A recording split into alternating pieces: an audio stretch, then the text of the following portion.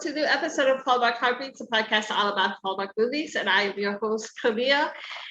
And today, for the next 10 weeks, I am joined by my dear friend and fellow resident podcaster who is back from, because she was here before with taking the reins.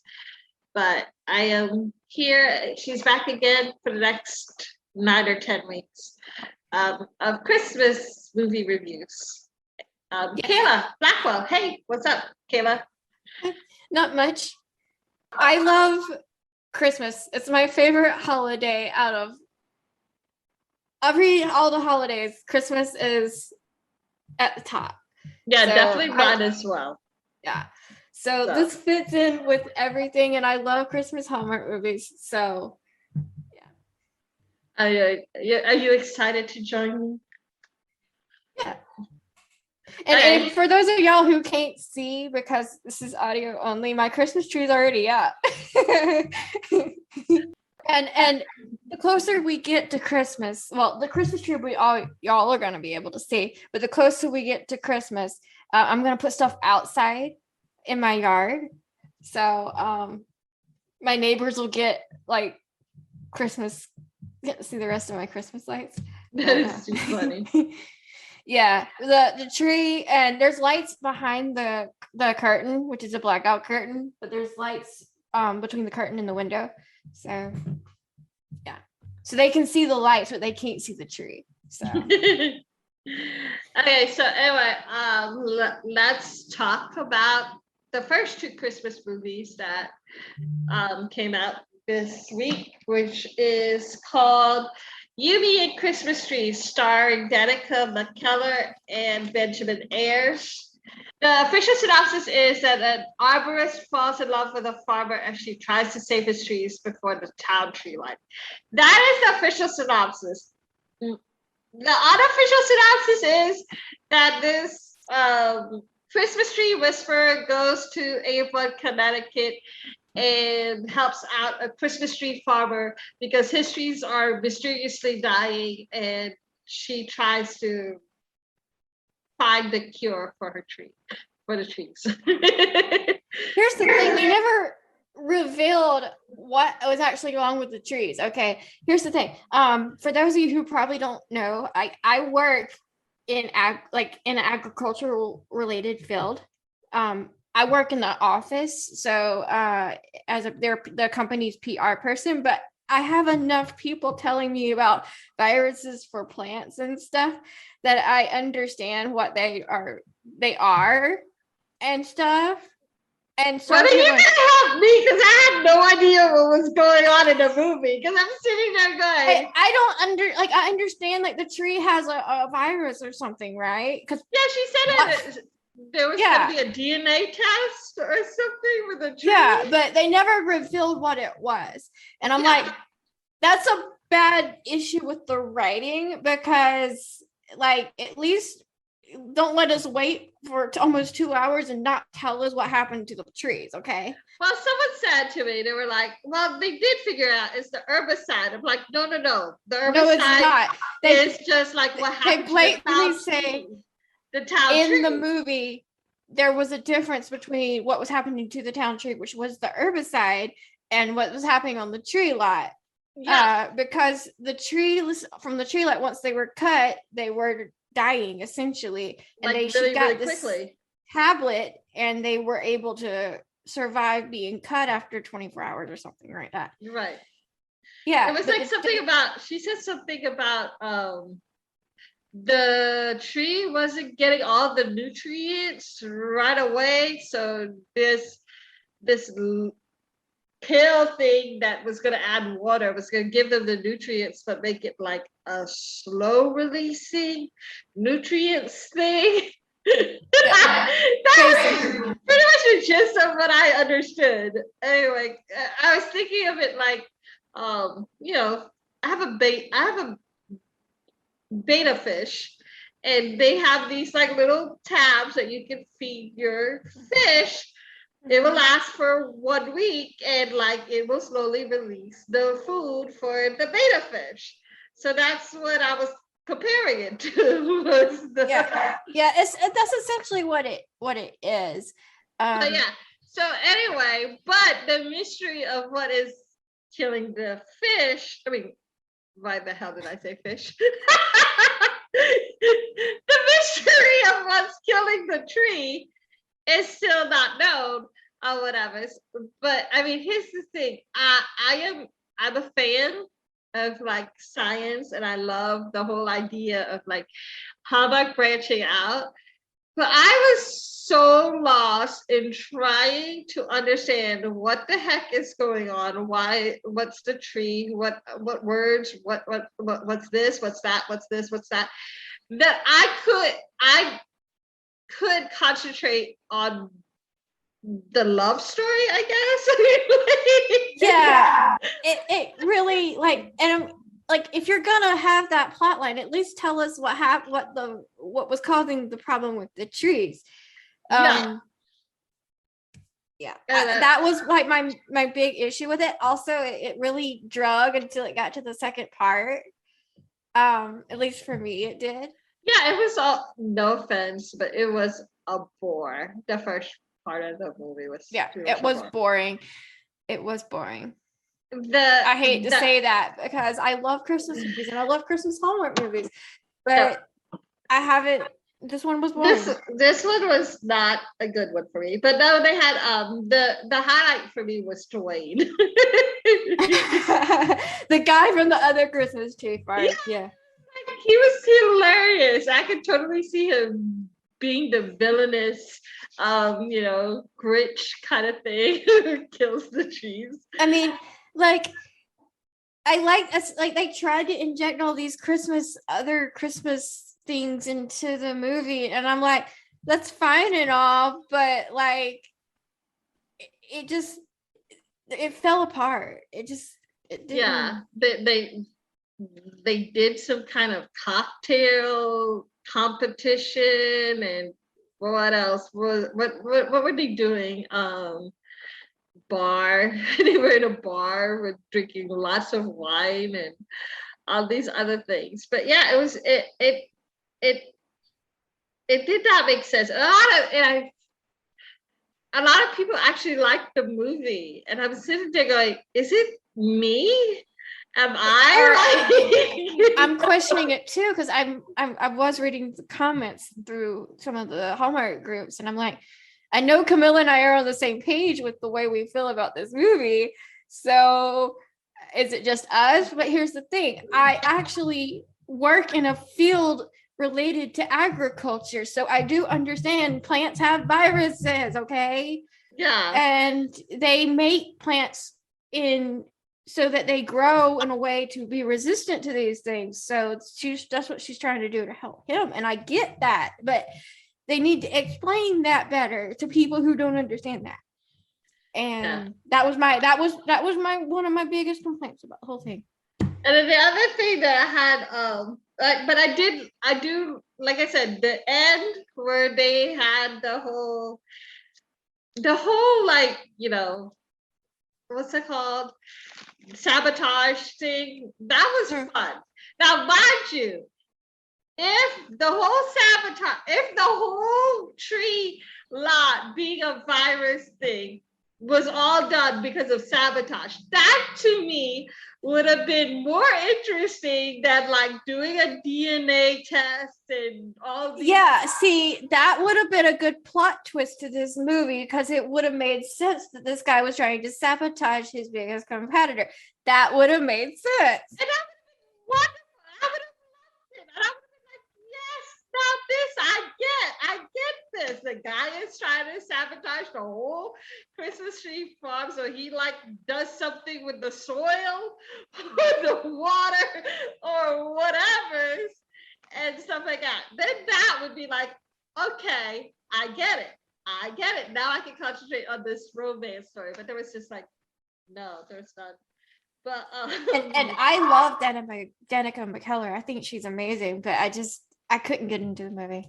Yeah, Danica and Benjamin have done much better movies than this one, in my opinion.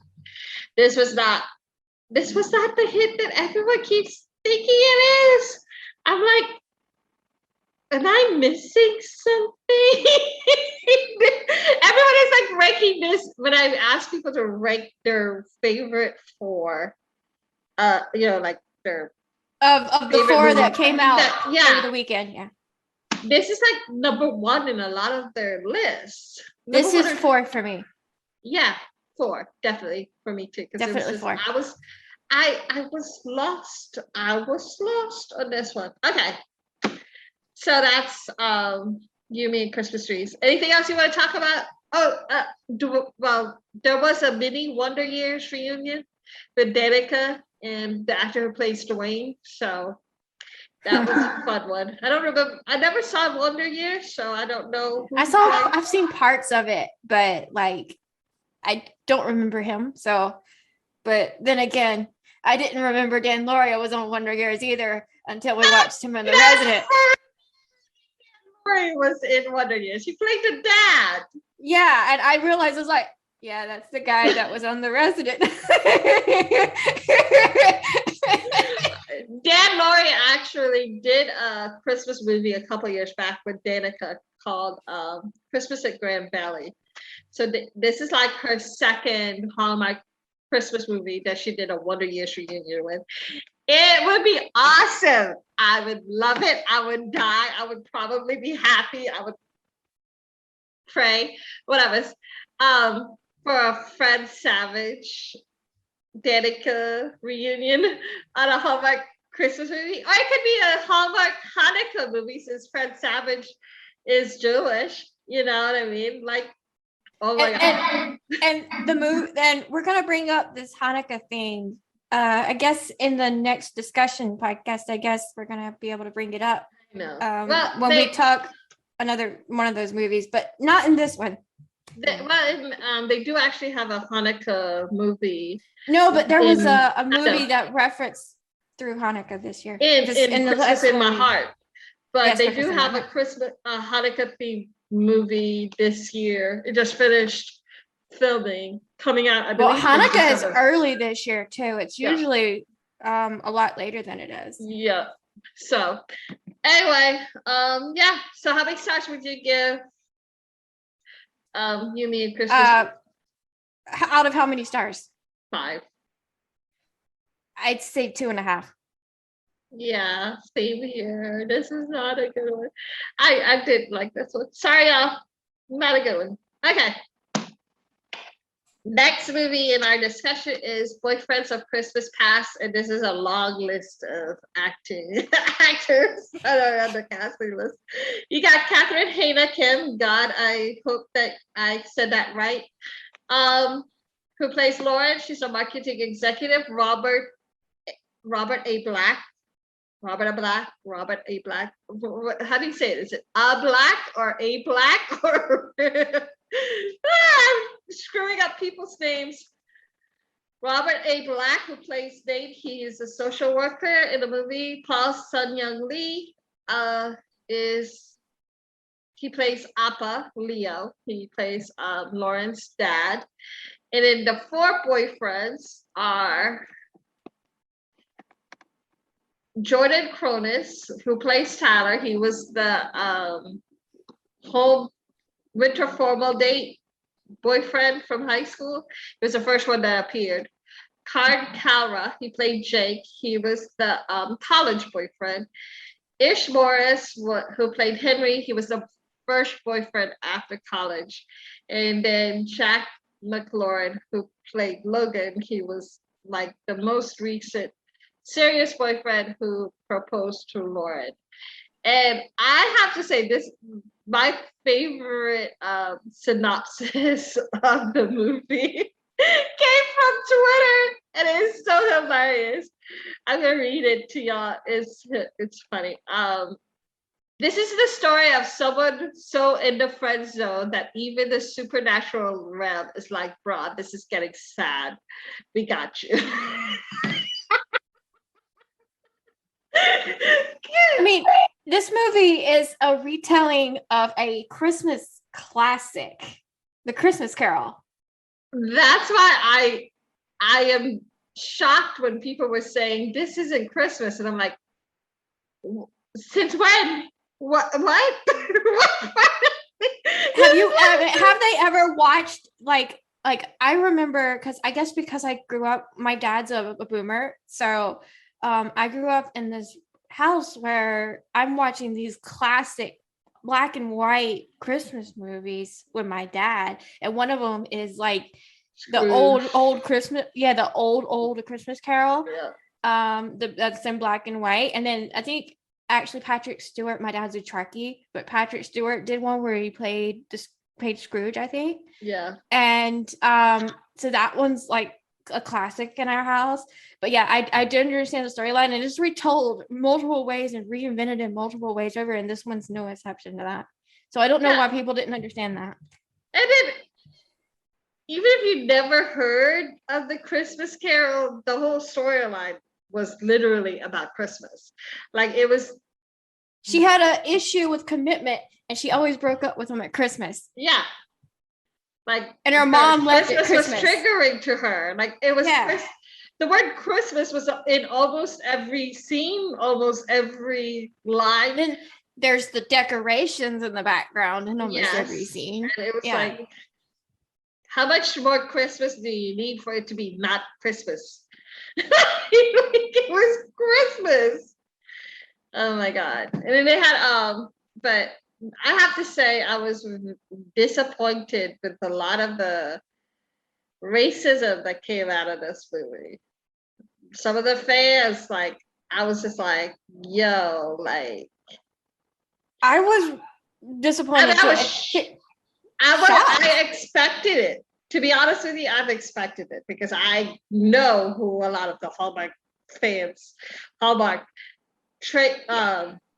what is it called? Like relegated to before with the old CEO. Thank God he's no longer there. And that's why we are not talking about him or his channel anymore, because literally I do not want to talk about it. Anytime I talk about him, I want to cuss him out.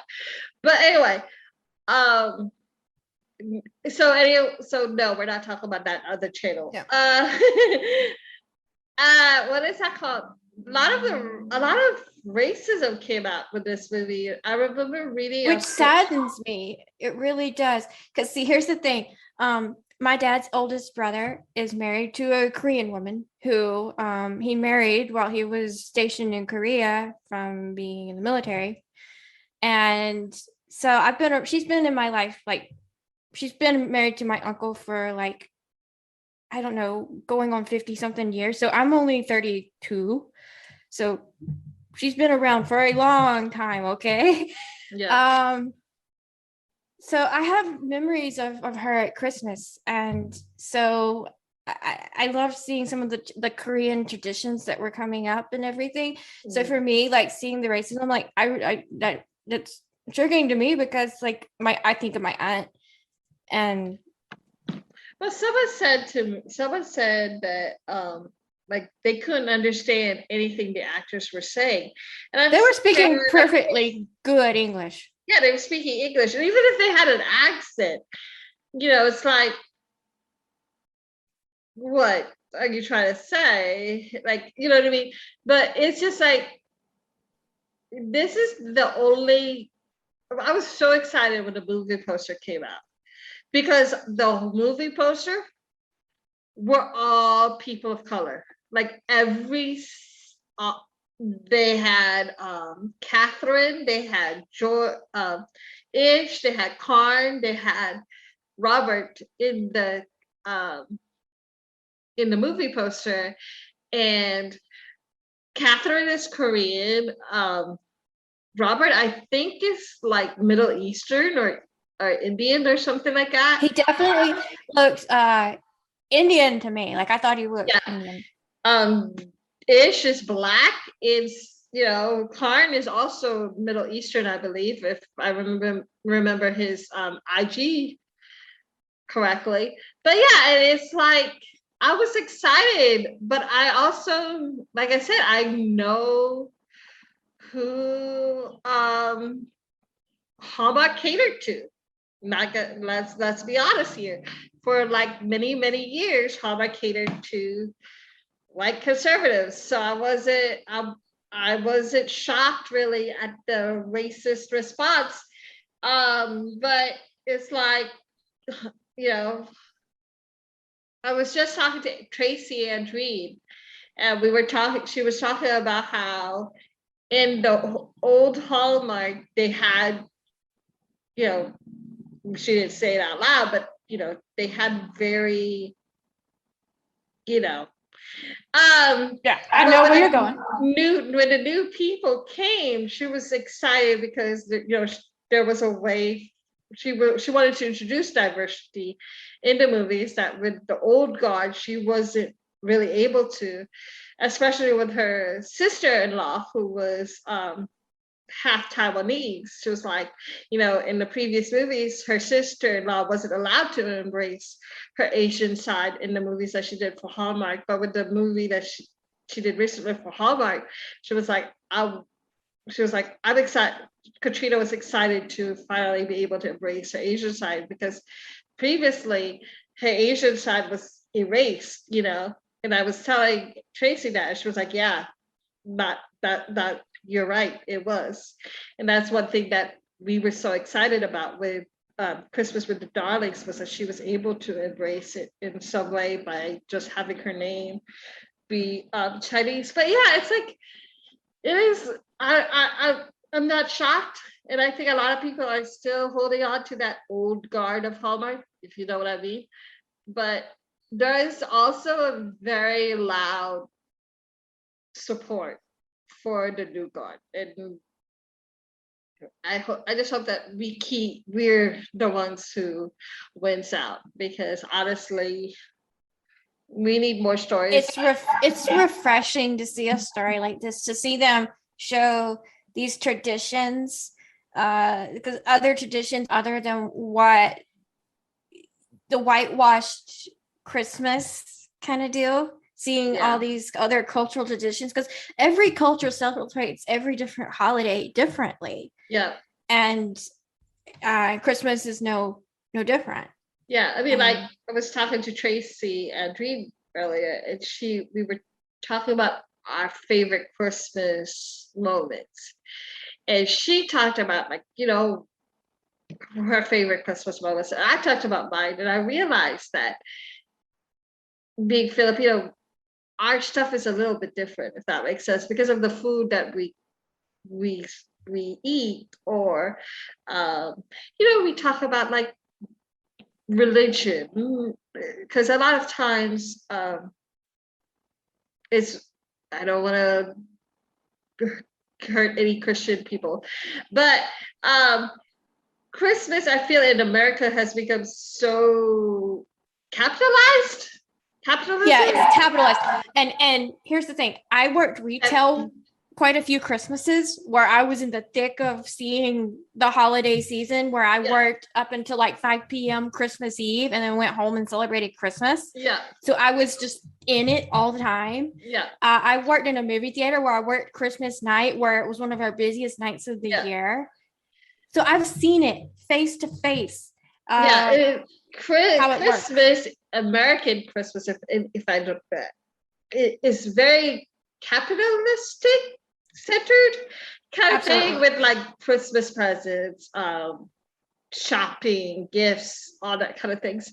Whereas like for my family, it was more religious centered, you know, with like going to church. Well, mine was too. So, my childhood, yes. Yeah. I grew up, I'm Southern, as you can probably tell, just hearing my voice, you can probably tell I'm from the South.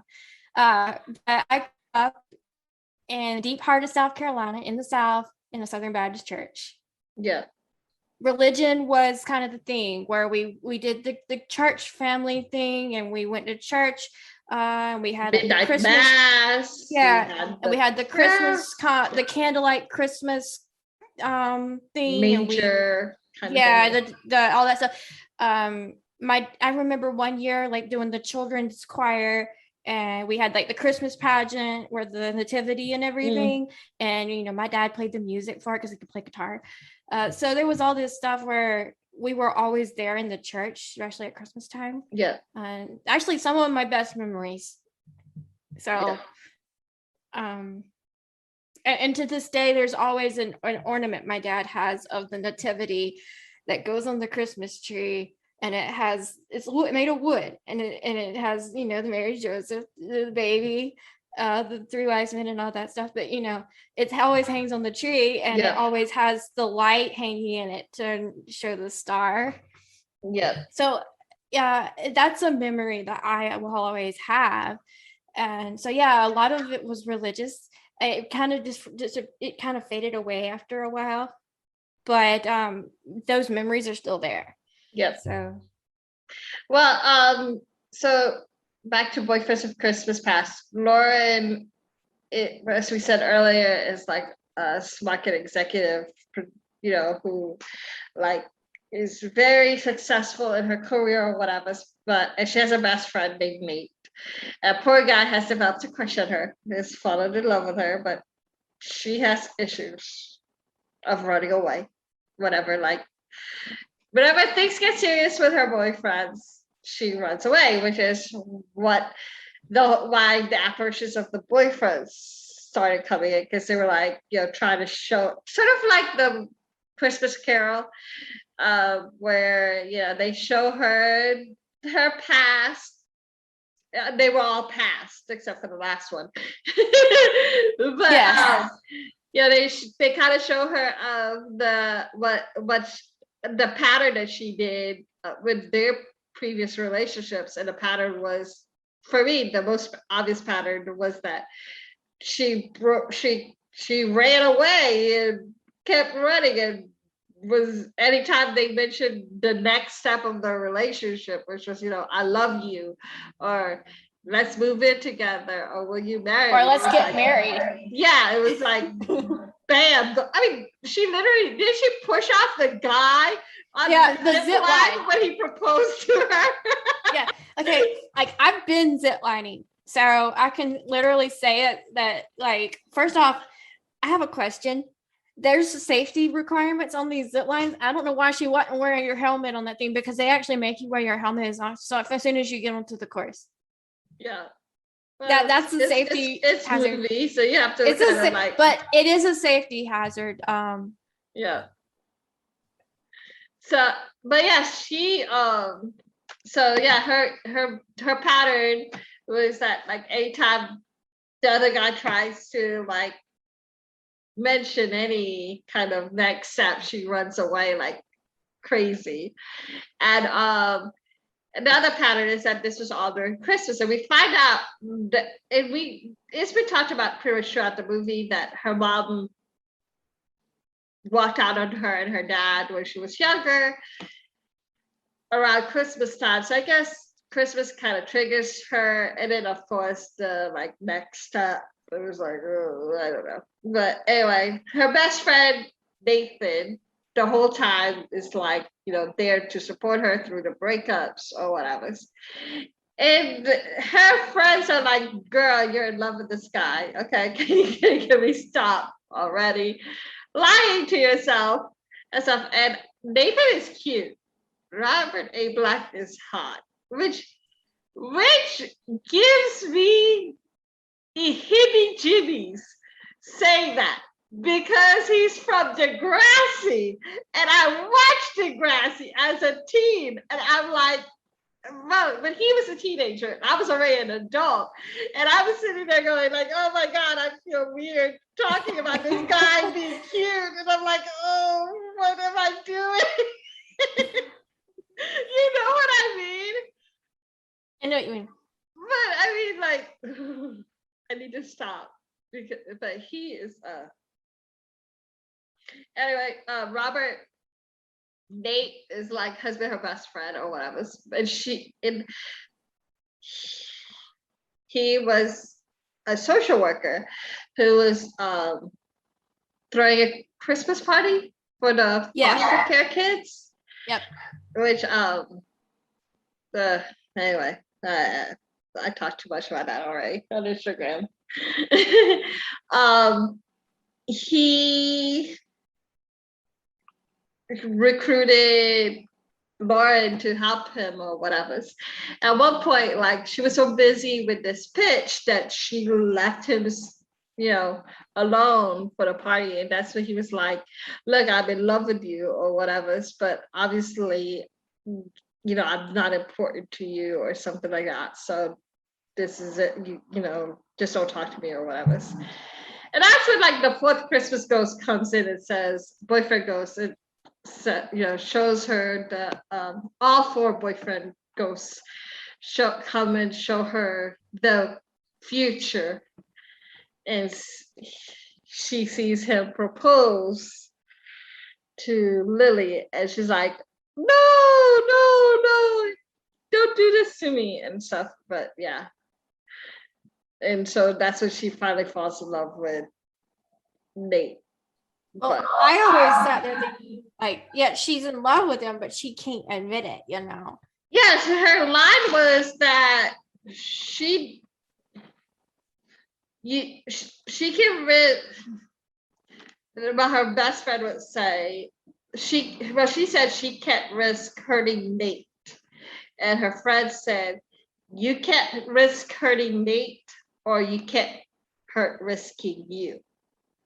Because it's like, I kind of understand where she was coming from, because he's your best friend. Like, you're best friends with this guy. What if it doesn't work out? Are you, friendships don't usually go back to just being friends if they break up.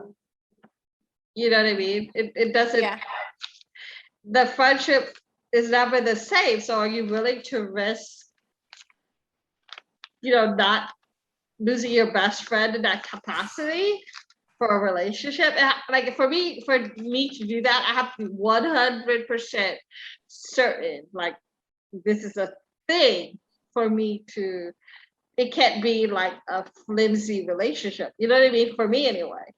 For me to. Yeah, I agree. Like, I would have to know, you can't always know that it's gonna work, but like you have to know that the feelings are mutual and that you both want it. Yeah. And you have to take a big leap. That's a big leap.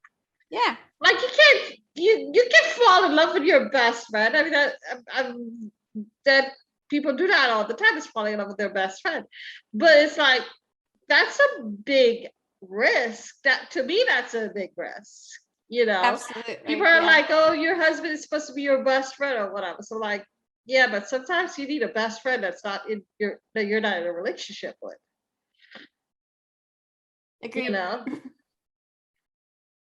And but for her, but I'm glad I liked the fact that eventually they both admitted that they were in love with each other, and we got the traditional end of movie kiss that Hallmark. They had the 1 year later when he proposed to her on Christmas. Yes. And there was a moment there where she was like wide-eyed, panicked when he got down on one knee. It's like, girl, you better say yes. If you start, you would need therapy. I hope you did therapy in the past year so you don't say no. Because I felt like the girl needed therapy, and there is nothing wrong with therapy. But like, she had some issues that she had to deal with, whether it was abandonment issues, Christmas, PTSD, something to deal with. So, because I feel like, she was triggered by, the mom leaving and stuff. So I was hoping that, like, when he proposed, I was like, I hope you went to therapy first before and got that fixed. You know what I mean? But anyway, yeah, there was this wasn't even just cultural representation to me that's to be celebrated, but also the fact that, like, they talked about abandonment, divorce, remarriage, finding love again, that kind of thing. And these are like things that really, for a while, Hallmark didn't delve much into, because I mean, that was the other part of that. But it's so common. And so, I mean, even in my life, my parents are divorced. My dad is remarried. That's normal for me. I have a stepmother, and she helped raise me. Yep. I mean, she was in my life since I was 6. Yeah. So this is brutally normal for me. And to see it on screen is nice, especially in a Hallmark movie. I liked what is her name? Hong. I think that was her stepmom's name. Yeah. Like her relationship with Lauren. Like she took in the mom role, but not really the mom role. You get what I'm saying? Yeah. I like that. And I want, like, if there is a part 2 of this movie, I hope that we get introduced to her biological mom and they can like figure out forgiveness or something. You know what I mean? I mean, there's definitely like there's definitely a way for them to make a sequel and to still have that theme where she still works on her issues. I would love to see that. Yeah, I 100% agree. And I feel like, especially with the wedding, I would assume if there's a sequel, there's going to be a wedding. There would be time for her to like reconcile with her biological mom.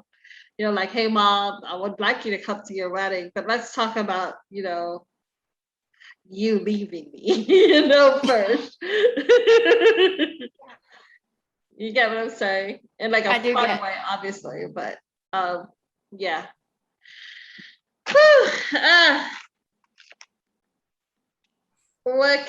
Anything else in this movie that you want to talk about that I missed?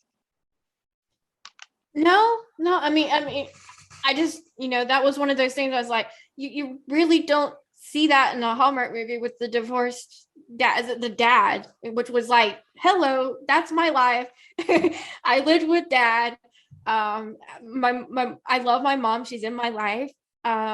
Unlike the character, but she wasn't there for things that I needed her to be there for. So I do have the utmost sympathy to this character, in many ways. So I was like, that's my life. That's my childhood right there. I do have to say that this movie took a lot of what's your call it? It's a lot of Netflix actors in this movie. I'm like, did Hallmark contact Netflix and say, hey, can we borrow some people from you? Because you got Kim's Convenience Store, which is from Paul Sun-Hyung Lee. Paul Ablack is from Ginny and Georgia. I mean, I think it's just the only person that is Hallmark veteran. He's been in several movies before. Catherine did FBI, Hawaii 5-0, that kind of thing. So yeah. And I just looked through her IMDb. She was part of Ghost of Girlfriends Past with Matthew McConaughey. So I mean, this is like her second Christmas Carol storyline version sort of movie that she did. But yeah, so I'm just excited, and we get to talk to her on Wednesday. Yes, Camilla and I will be interviewing Catherine this coming Wednesday. We're very excited to get to talk to her. I know.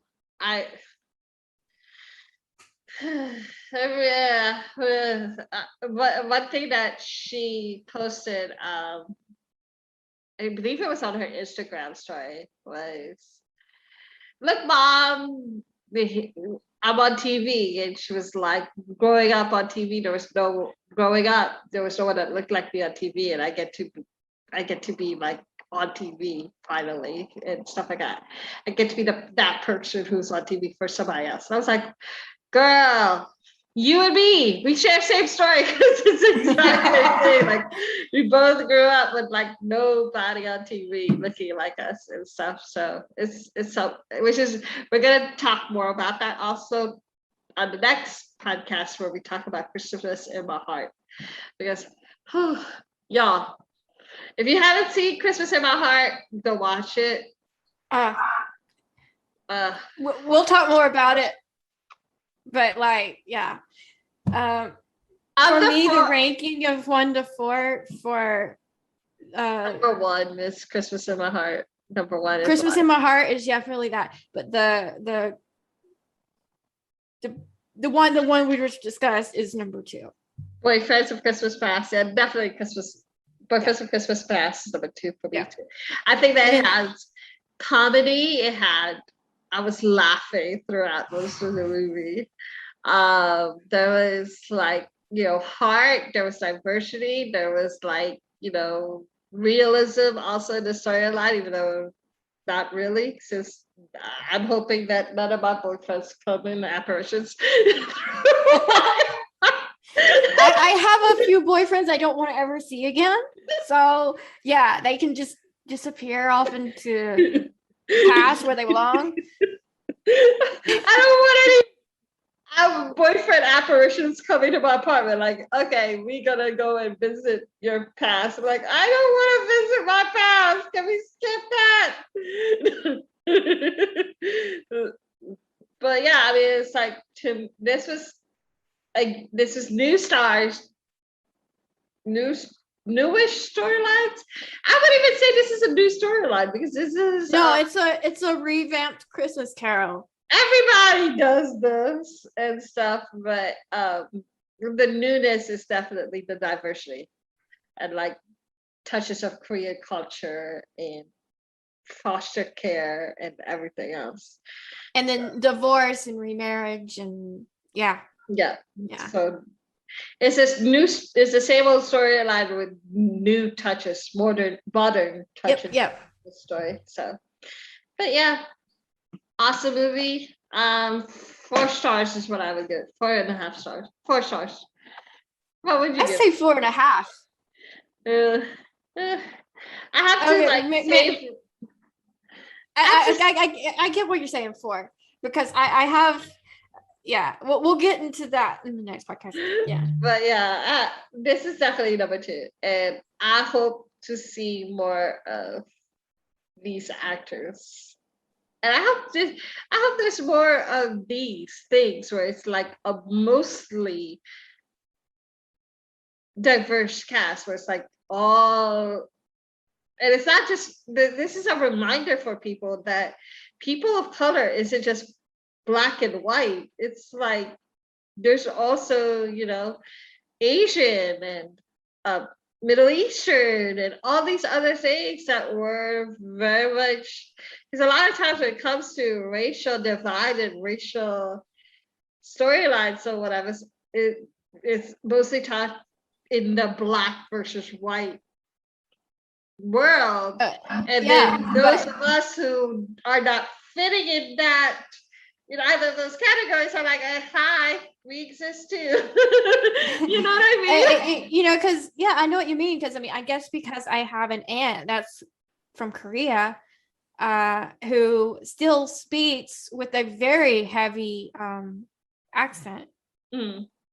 So even after 50 years of being in America, but I can understand her. So I know. Guess that's all it matters, right? Yeah. But no, I grew up with that, where it was normal for for her to be around, and so I guess it just, for me, it was like I never saw the difference.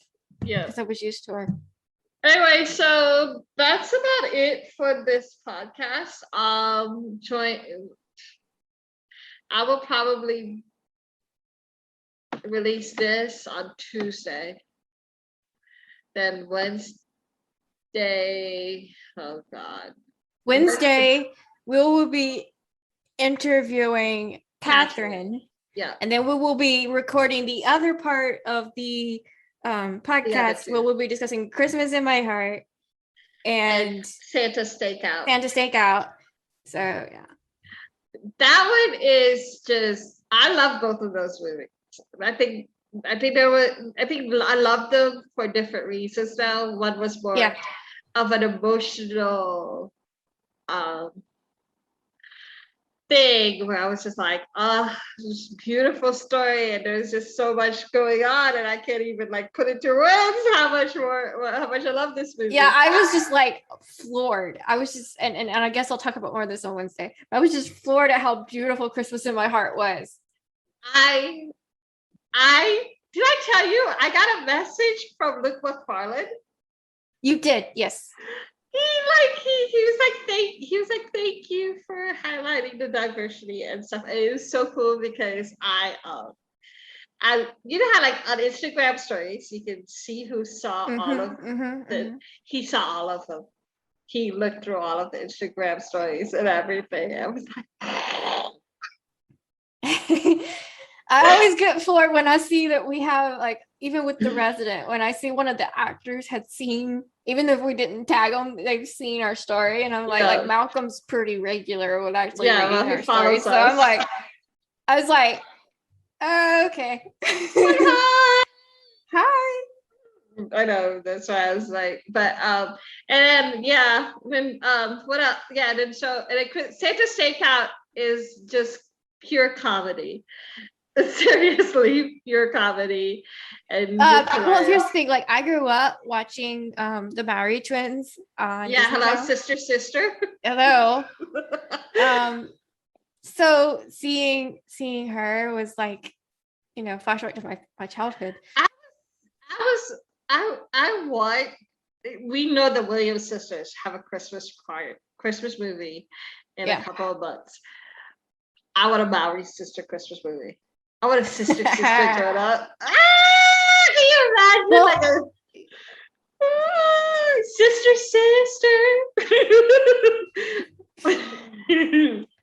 But yeah, like a sister reunion with like, I don't know if everybody from the old sister could do it, but you know, with Jack K. Harry and all that other stuff.